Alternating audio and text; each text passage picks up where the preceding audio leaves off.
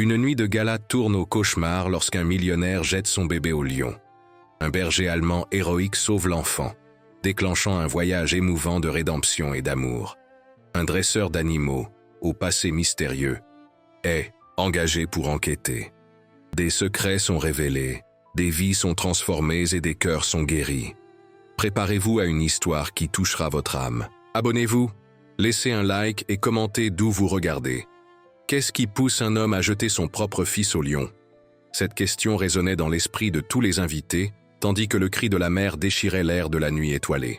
Personne ne s'attendait à être témoin de l'horreur qui se déroula dans ce manoir du bois luxueux, où les cristaux tintaient et les rires élégants se transformèrent soudainement en cris de terreur.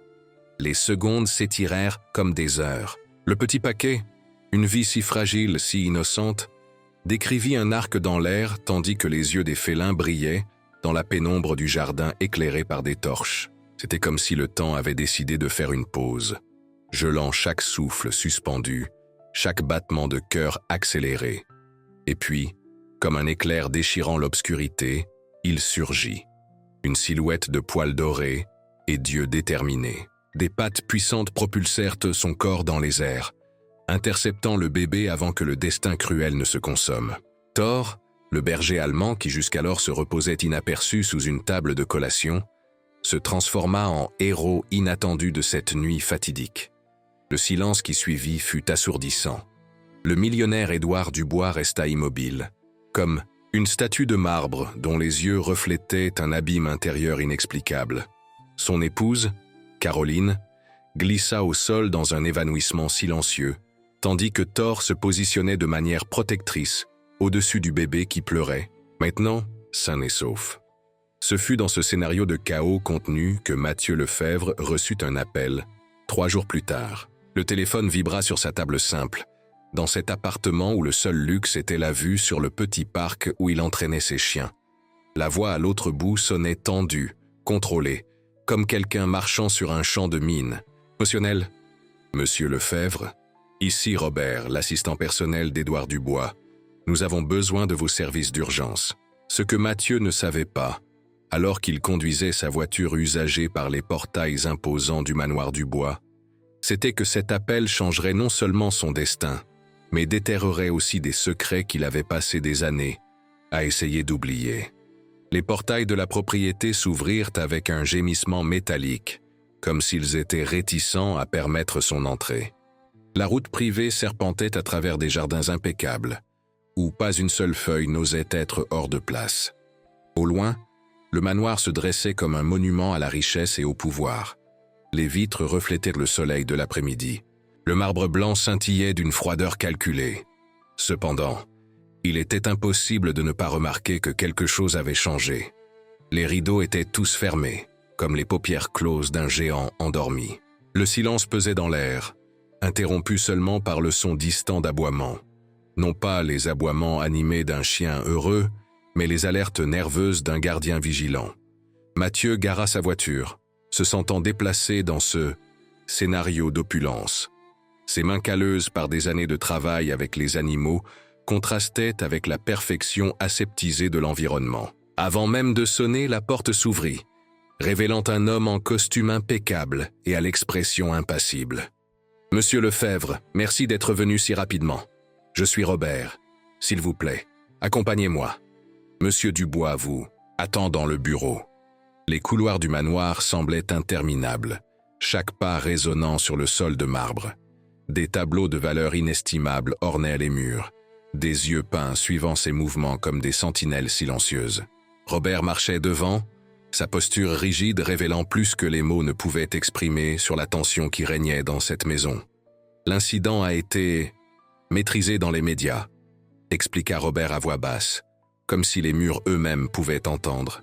La famille Dubois a suffisamment d'influence pour garantir que certaines histoires ne se répandent pas.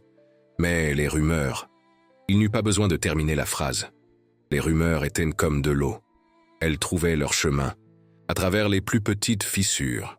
Quand ils arrivèrent finalement au bureau, Mathieu fut accueilli par une pièce imposante. Des étagères du sol au plafond abritaient des livres qui semblaient n'avoir jamais été touchés. Un lustre de Cristal pendait du plafond comme une constellation gelée. Et derrière un bureau en bois noble, Édouard Dubois attendait, les mains jointes formant un pont sous son menton. « Monsieur Lefebvre !» La voix semblait plus faible que ce que Mathieu attendait d'un homme avec tant d'influence. « Je vous remercie de votre présence. J'imagine que vous êtes déjà au courant de ce qui s'est passé. » Mathieu hocha légèrement la tête. « Seulement ce que votre assistant m'a dit par téléphone. Un incident impliquant votre fils et votre chien. » Un incident. Le mot flotta dans l'air, inadéquat dans sa simplicité, pour décrire l'horreur de cette nuit. « Thor n'est pas exactement mon chien », clarifia Édouard, passant la main sur son visage comme s'il essayait d'effacer un souvenir. « Il appartient à la propriété, un chien de garde qui, apparemment, a décidé de garder bien plus que ce à quoi nous nous attendions. » Ses yeux, remarqua Mathieu, semblaient voilés par quelque chose qui allait au-delà de la fatigue. Il y avait un léger tremblement dans ses mains qu'aucune richesse ne pouvait dissimuler. « Je dois comprendre ce qui est arrivé à cet animal. Et je dois comprendre... » Édouard hésita, sa voix se brisant. « Je dois comprendre ce qui m'est arrivé. » Ce fut alors que la porte latérale s'ouvrit, et Caroline Dubois entra silencieusement dans la pièce, son visage pâle contrasté avec sa robe sombre, ses yeux rouges dénonçant des nuits sans sommeil. Dans ses bras, bercé avec une protection presque douloureuse à voir, se trouvait le petit Michel, endormi et ignorant le tourbillon qui se formait autour de lui. Et à côté d'elle, vigilant comme une ombre dorée, marchait Thor. Le berger allemand avait des yeux que Mathieu reconnut immédiatement, des yeux de protecteur né qui avait trouvé son but. « Mon mari dit que vous êtes le meilleur », dit Caroline, sa voix portant autant de glace que de vulnérabilité. « J'espère sincèrement que vous avez raison, car en ce moment, ce chien est la seule chose qui me fait sentir que mon fils est en sécurité dans cette maison. » Thor garda les yeux fixés sur Mathieu, l'évaluant avec une intelligence qui transcendait l'instinct animal. C'était comme s'il pouvait voir au-delà des couches soigneusement construites que le dresseur avait érigées au fil des années. « Qu'attendez-vous exactement de moi ?» demanda Mathieu, gardant sa voix neutre, professionnelle. « Je veux comprendre ce qui s'est passé, » répondit Édouard. « Je veux savoir comment un chien qui interagissait à peine avec la famille s'est soudainement transformé en... cela. » Il fit un geste vers l'animal qui restait fidèlement aux côtés de Caroline. « Et je veux découvrir, » continua-t-il, baissant le ton, « pourquoi j'ai fait ce que j'ai fait. Les médecins parlent de stress, d'un effondrement momentané. Mais je sens qu'il y a quelque chose de plus profond, quelque chose auquel je ne peux pas accéder. » Mathieu observa la dynamique dans la pièce. Le regard aiguisé de Caroline, à la fois protecteur et accusateur. La posture défaite. D'Édouard, un empire humain en ruine. Thor vigilant, connecté par un lien invisible au bébé endormi.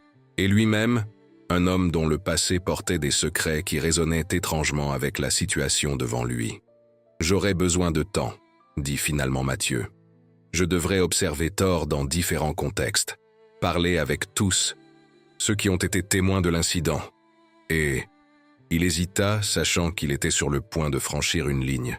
« Je devrais comprendre votre dynamique familiale pour comprendre comment cela affecte le comportement du chien. » Un silence tendu remplit la pièce, brisé seulement par le son doux de la respiration du bébé. « Monsieur Lefebvre aura un accès total à la propriété et au personnel, » déclara Édouard, sa voix retrouvant un peu de son autorité habituelle. « Une chambre a été préparée pour votre séjour.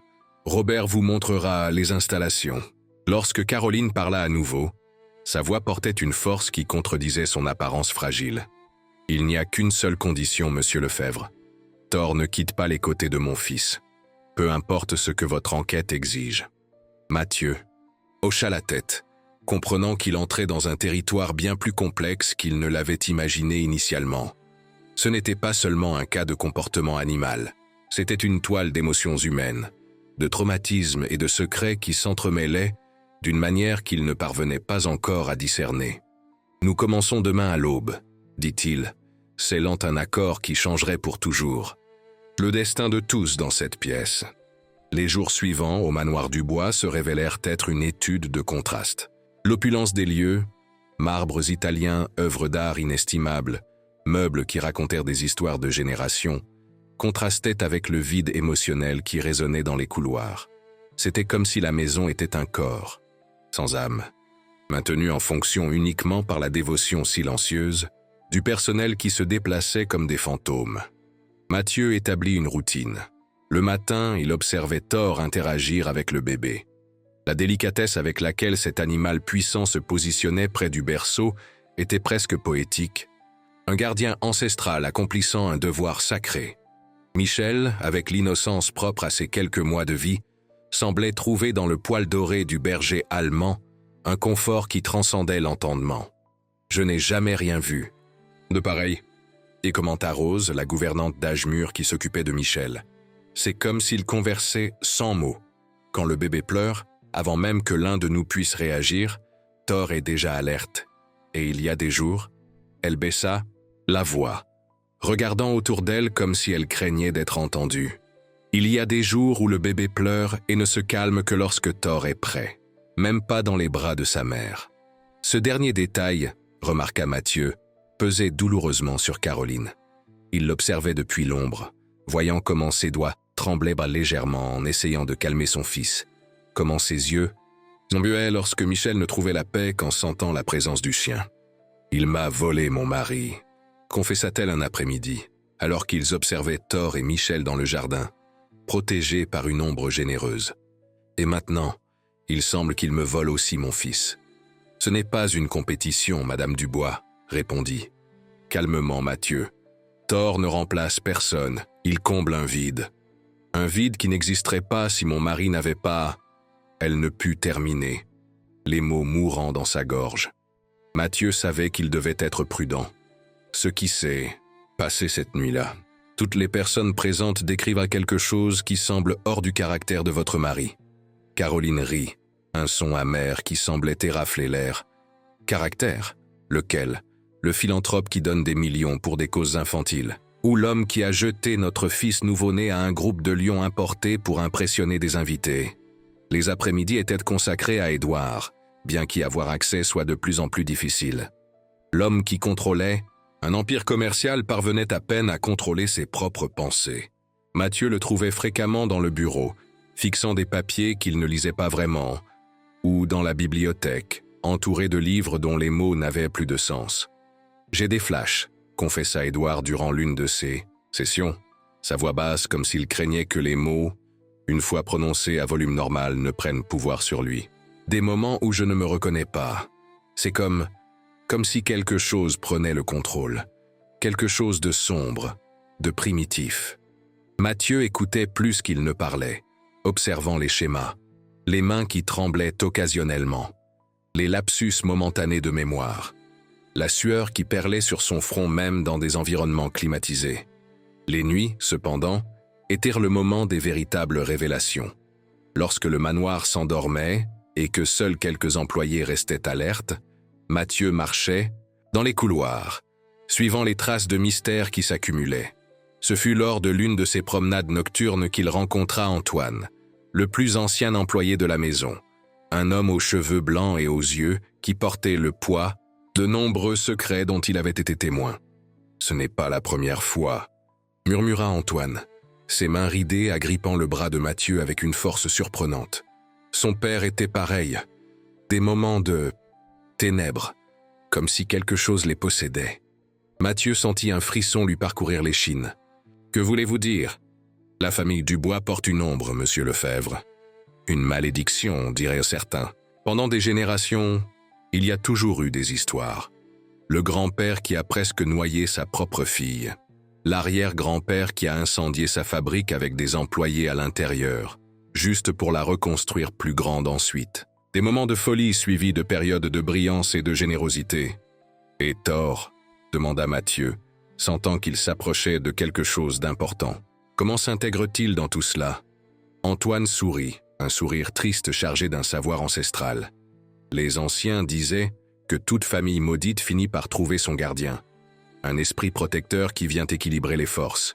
Pendant des générations, les Dubois ont construit richesse et pouvoir, mais ont perdu quelque chose d'essentiel en chemin. Et vous pensez que Thor est ce gardien? Ce que je pense, répondit Antoine, c'est qu'il n'y a pas de coïncidence. Ce chien est apparu il y a seulement 2 ans. Personne ne sait exactement d'où. Il a été trouvé au portail de la propriété, sans collier, sans puce. Et depuis le premier jour, ses yeux suivaient Monsieur Édouard, comme s'il attendait quelque chose. Au fil des semaines, la dynamique dans le manoir commença à changer subtilement. Les rideaux auparavant fermés laissaient maintenant entrer la lumière du soleil. Caroline, initialement distante, commençait à chercher la présence de Mathieu, posant des questions qui allaient au-delà du comportement de Thor. « Comment êtes-vous devenu dresseur d'animaux » demanda-t-elle un matin, alors qu'ils observaient Michel ramper sur le tapis doux, Thor vigilant à quelques pas. Mathieu hésita. Son passé était un territoire qu'il visitait rarement, encore moins qu'il partageait. Ce fut un chemin non planifié. « Peu de chemins importants sont planifiés, » répondit-elle, ses yeux révélant plus de compréhension que Mathieu n'était préparé à affronter. Cette nuit-là, seul dans sa chambre, Mathieu revécut des souvenirs qu'il avait enterrés des années auparavant. L'orphelinat où il avait grandi, après le tragique accident qui avait emporté ses parents. Le chien errant qui était apparu dans la cour un jour et était devenu son seul ami, sa seule famille. Comment il avait découvert, encore enfant, qu'il pouvait comprendre les animaux d'une manière que les autres ne pouvaient pas. Non par les mots, mais par une connexion plus profonde, plus primordiale. Et puis, l'incendie. Les flammes qui dévorèrent l'orphelinat, la panique, les enfants qui criaient. Comment son chien l'avait réveillé au milieu de la nuit, aboyant avec insistance jusqu'à ce que Mathieu comprenne le danger. Comment ensemble ils avaient guidé plusieurs enfants hors du bâtiment en flammes. Et la culpabilité écrasante de ne pas avoir réussi à sauver tout le monde. Cette même nuit, comme si connecté aux pensées de Mathieu, Thor apparut à sa porte. Le berger allemand s'assit simplement dans le couloir, fixant le dresseur avec ses yeux qui semblaient voir à travers son âme. « Toi aussi tu portes des fantômes, n'est-ce pas ?» murmura Mathieu, tendant la main pour toucher le poil doré. Thor inclina la tête, un geste presque humain dans sa compréhension. Ce fut un moment de connexion qui transcendait le professionnel, quelque chose que Mathieu savait qu'il ne devrait pas permettre, mais qui était inévitable, comme si leurs âmes reconnaissaient une douleur partagée, un but commun. Le lendemain matin, un nouvel élément fut ajouté à l'équation déjà complexe. Des journalistes commencèrent à s'attrouper au portail du manoir, attirés par des rumeurs persistantes concernant les incidents. Édouard, visiblement ébranlé, convoqua une réunion urgente. « Quelqu'un a parlé », déclara-t-il, ses yeux parcourant accusateurs chaque visage dans la pièce. « Quelqu'un a trahi la confiance de cette famille ?» Caroline, qui au cours des derniers jours avait commencé à retrouver quelque chose de sa force antérieure, affronta directement son mari. « Peut-être est-il temps de la vérité, Édouard. Peut-être que cacher ce qui s'est passé nous détruit plus que n'importe quel titre de journal ne pourrait le faire. » La tension entre le couple était palpable, électrisante dans son intensité. Mathieu observait en silence, conscient qu'il était témoin d'un tournant. Thor, toujours sensible aux changements émotionnels, se positionna stratégiquement entre le couple et le berceau où Michel dormait, comme s'il établissait une frontière invisible. La vérité, Édouard cracha presque le mot. « Tu veux que je dise au monde que je ne me souviens pas avoir essayé de tuer notre fils? Que j'ai des moments où je ne contrôle pas mes propres actions? Cela détruirait tout ce que nous avons construit. Caroline ?» « Ça !» riposta-t-elle, des larmes brillant dans ses yeux. « C'est exactement ce que je veux que tu admettes, que tu ne te souviens pas, que tu n'étais pas en contrôle.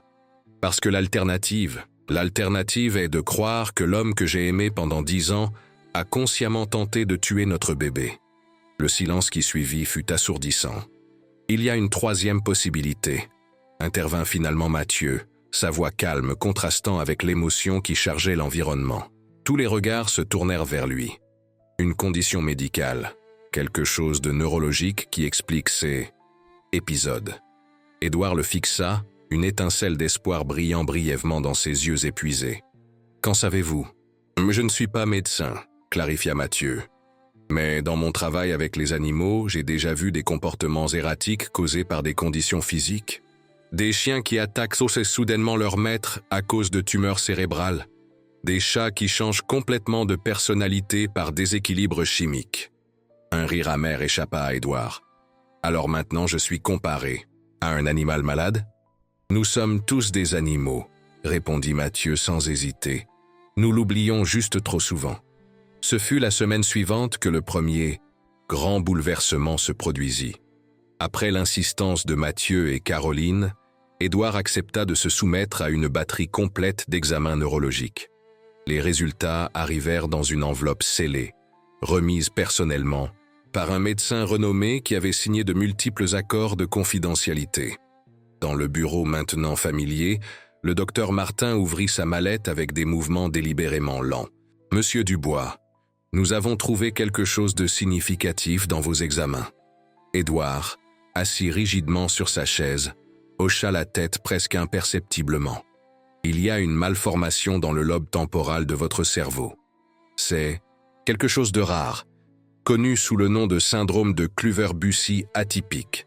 Cela peut causer des épisodes de comportement impulsif extrêmes, suivis de périodes d'amnésie. » Caroline porta la main à sa bouche, étouffant un sanglot.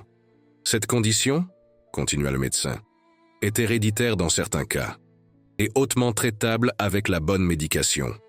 Les implications de cette révélation explosèrent dans la pièce comme une grenade silencieuse. Ce n'était pas de la folie. Ce n'était pas de la méchanceté. C'était une condition médicale qui avait possiblement affecté des générations de la famille Dubois, expliquant les épisodes de ténèbres mentionnés par Antoine. Pour Mathieu, les pièces commençaient à s'assembler. Thor n'avait pas simplement sauvé Michel par instinct. Il y avait quelque chose de plus profond en jeu, comme si le chien pouvait sentir les épisodes avant même qu'ils ne se produisent, comme s'il avait été envoyé précisément dans ce but. Cette nuit-là, tandis que la pleine lune baignait la propriété de sa lumière argentée, Mathieu trouva Caroline dans le jardin, Thor fidèlement à ses côtés. Michel dormait tranquillement, dans sa poussette près d'eux, protégé par une moustiquaire délicate. « Il a commencé le traitement aujourd'hui », informa-t-elle, son regard fixé sur les étoiles lointaines. « Les médecins disent que cela prendra quelques semaines pour se stabiliser, mais qu'il devrait retrouver un contrôle total avec le temps. » Mathieu hocha la tête, sentant le poids du moment. « Et vous, comment gérez-vous tout cela ?» Un sourire triste effleura ses lèvres. « Je navigue entre le soulagement et la culpabilité. Le soulagement de savoir que je n'ai pas épousé un monstre. La culpabilité d'avoir douté de lui, même un instant. Vous ne pouviez pas savoir. »« Peut-être pas, » acquiesça-t-elle doucement. « Mais Thor savait, n'est-ce pas? D'une certaine manière, il a toujours su. » Comme s'il reconnaissait son nom, Thor s'approcha, posant doucement son museau sur le genou de Caroline. Ses yeux, reflétant la lumière de la lune, semblaient contenir une sagesse ancienne. « Que se passe-t-il maintenant ?» demanda Mathieu, conscient que son travail officiel était essentiellement terminé.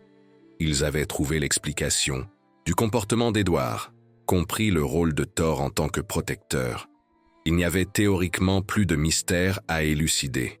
Caroline l'étudia longuement. « Avez-vous déjà pensé pourquoi vous avez été choisi pour ce cas, monsieur ?» Lefebvre, la question le prit au dépourvu. « J'imagine que c'est pour ma réputation dans les cas complexes de comportement animal. » Partiellement, acquiesça-t-elle, mais il y a plus. Quand nous cherchions des spécialistes, votre nom est apparu dans un contexte très spécifique. Un incendie dans un orphelinat il y a 20 ans. Un garçon et son chien qui ont sauvé plusieurs vies. Le choc dut être visible sur son visage, car Caroline continua, sa voix douce. « Édouard et moi avons financé la reconstruction de cet orphelinat. Il y a des années, votre nom figurait dans un article de journal encadré au mur du bureau, de la direction. Mathieu Lefebvre, le garçon qui comprend les animaux, héros silencieux. » Les souvenirs inondèrent Mathieu. La chaleur des flammes, les cris, le poids de la responsabilité. « Je ne me suis jamais considéré comme un héros, » dit-il finalement, sa voix rauque d'émotions contenues. « Pas qu'Antan n'ont pas réussi à sortir. Tout comme Édouard ne s'est jamais considéré comme un méchant, » répondit doucement Caroline, même lorsque les preuves semblaient indiquer le contraire. La compréhension s'établit entre eux comme un accord. Tacite, Il y avait des connexions plus profondes en jeu. Trop de coïncidences pour être simplement l'œuvre du hasard. Croyez-vous au destin, monsieur Lefebvre? Je crois au schéma, répondit-il prudemment. Aux connexions qui ne sont pas toujours évidentes au premier regard. Caroline sourit, le premier sourire sincère qu'il avait vu depuis son arrivée. Édouard et moi avons discuté. Nous aimerions que vous envisagiez une proposition. Elle expliqua comment il prévoyait de transformer une partie de la propriété en un centre de formation pour chiens d'assistance, spécialisé dans la détection de conditions neurologiques comme celle d'Édouard. Comment Thor serait le premier résident, un modèle pour le programme. Et nous avons besoin de quelqu'un qui comprenne, aussi bien les animaux que les personnes qu'ils protégeront, conclut-elle. Quelqu'un qui a déjà marché à l'intersection de ces deux mondes. Alors que la proposition flottait dans l'air comme une possibilité lumineuse, Thor devint soudainement alerte. Ses oreilles se dressèrent, son corps tendu par une attention focalisée. Quelques secondes plus tard, avant que toute alarme ne retentisse, l'odeur de fumée leur parvint. « Feu !» murmura Mathieu, un mot chargé de tout le poids de son passé. Le chaos s'installa rapidement. Des flammes naquirent de l'aile est du manoir, dévorant rideaux coûteux et meubles anciens avec un appétit vorace. Le personnel courait en panique, essayant de sauver ce qu'il pouvait.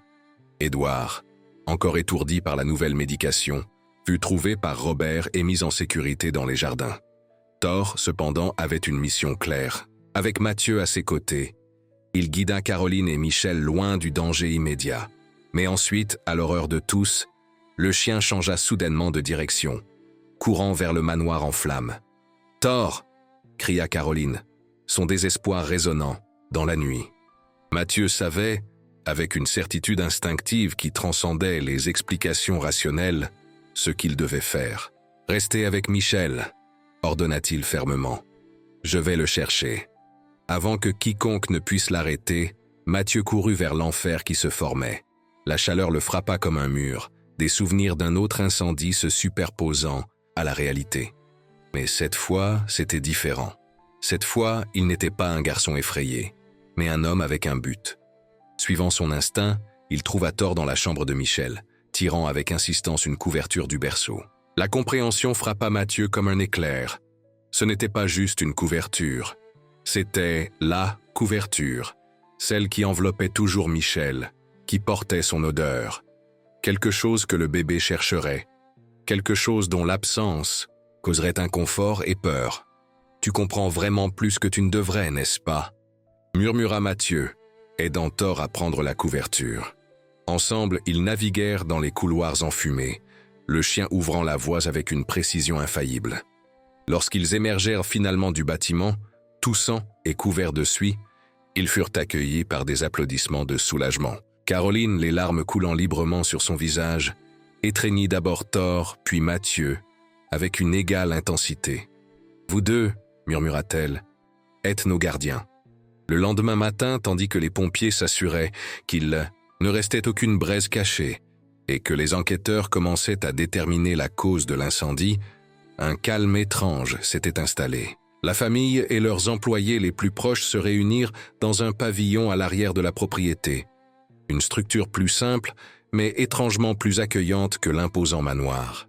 Édouard, plus lucide après une nuit de sommeil, assisté médicalement, s'approcha de Mathieu qui observait le lever du soleil avec Thor à ses côtés. « Connaissez-vous la légende du chien gardien ?» demanda Édouard, sa voix portant une nouvelle qualité, plus douce, plus réfléchie. Mathieu secoua la tête. « C'est une vieille histoire, transmise dans ma famille de génération en génération, bien que je l'ai toujours considérée comme une simple superstition, » continua Édouard. « Elle dit que lorsqu'une famille perd son chemin moral, lorsqu'elle s'éloigne trop de la lumière, un gardien sera envoyé pour la ramener. Un esprit sous forme animale qui restera jusqu'à ce que l'équilibre soit restauré. » Mathieu observa Thor qui semblait écouter attentivement, ses yeux intelligents se déplaçant entre les deux hommes. « L'incendie a été causé par un court-circuit dans l'ancien système électrique, » révéla Édouard. « Exactement. Dans la partie de la maison que je n'avais cessé de reporter de rénover, malgré les avertissements des techniciens. Encore une décision impulsive et irresponsable de ma part. La condition neurologique explique une grande partie de votre comportement, offrit Mathieu. Elle explique, mais n'absout pas, répondit fermement Édouard. Maintenant, je dois reconstruire, non seulement la maison, mais la confiance de ma famille, ma réputation, ma propre confiance en moi. Il tendit la main vers Thor, qui permit la caresse avec une dignité prudente. Ce chien n'a pas seulement sauvé mon fils, il nous a tous sauvés, de manière que nous continuons de découvrir. Dans les semaines qui suivirent, une transformation progressive eut lieu. La famille Dubois choisit de ne pas reconstruire le grand manoir, préférant adapter, et agrandir le pavillon où ils avaient trouvé refuge. L'espace devint plus accueillant, plus fidèle à son objectif d'être un foyer, pas seulement une démonstration de statut. Édouard, suivant rigoureusement son traitement, trouva un nouveau. Yobot. La fondation pour chiens d'assistance devint sa priorité, une manière de canaliser sa fortune vers quelque chose de véritablement transformateur. Caroline redécouvrit sa passion pour la photographie, documentant le parcours de Thor et d'autres chiens en formation. Ces images capturaient non seulement la beauté des animaux, mais aussi les moments de connexion profonde entre chiens et humains, des moments de guérison mutuelle. Michel grandissait sain et heureux, ses premiers pas toujours sous le regard, vigilant de Thor. Le berger allemand, autrefois simple gardien de propriété, était maintenant célébré comme un membre à part entière de la famille, son comportement extraordinaire inspirant des études et des programmes similaires dans d'autres régions. Et Mathieu Lefebvre, l'homme qui était arrivé avec l'intention de résoudre un mystère et de partir, se retrouva incapable de quitter ce qui était devenu bien plus qu'un travail. En tant que directeur du programme de formation, il trouva finalement un but qui unissait ses compétences uniques à son besoin de réparation, non seulement en dressant des chiens, mais en reconstruisant des vies, y compris la sienne. Pars, un après-midi tranquille, alors qu'il observait Thor guidant patiemment un nouveau chiot dans les installations du centre, Mathieu réfléchit aux mots de Caroline cette nuit-là sous les étoiles. « Croyez-vous au destin, monsieur Lefebvre ?» Et peut-être que ce n'était pas le destin, pensa-t-il.